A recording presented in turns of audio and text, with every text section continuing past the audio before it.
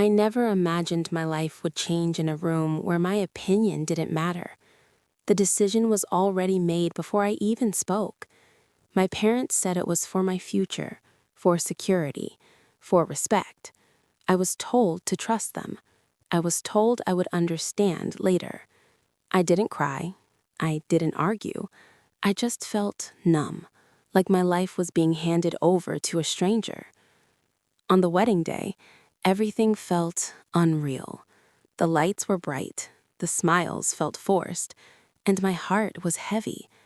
I signed the Nico papers with shaking hands, saying Kabul high like a responsibility, not a promise. I didn't look at him first. I didn't want to know the face of the man who now owned a future I hadn't chosen. But when I finally raised my eyes, I froze. He wasn't what I feared. He was young, calm, and composed. There was no pride in his eyes, no coldness. When our eyes met, he smiled softly, not like a man who had won something, but like someone who understood my fear. That night, I sat quietly on the bed, my mind full of walls and defenses. He entered slowly, keeping his distance. His voice was gentle when he spoke. He told me he knew this marriage wasn't my choice. That sentence alone broke something inside me. He introduced himself, said he was a doctor and also ran a healthcare company, but then said something I never expected. He said none of that mattered right now. What mattered was that I felt safe. He slept on the couch that night. Days passed, then weeks. He never questioned my silence, never forced conversations, never crossed a line. Every morning, breakfast appeared without words. Every evening, a simple question: did you eat? Slowly, my fear started to feel confused. One day, I visited his hospital.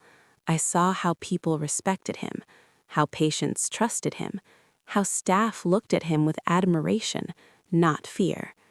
I realized my husband wasn't just successful, he was kind, a young CEO doctor who carried responsibility without arrogance. Still, I kept my guard up. Forced beginnings leave deep scars. One night, everything I had buried came out.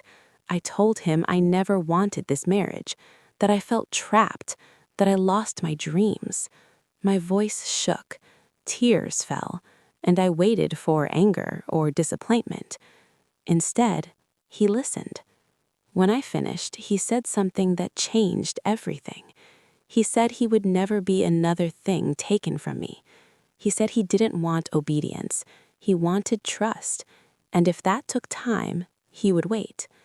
For the first time since the wedding, I cried without fear, in his arms.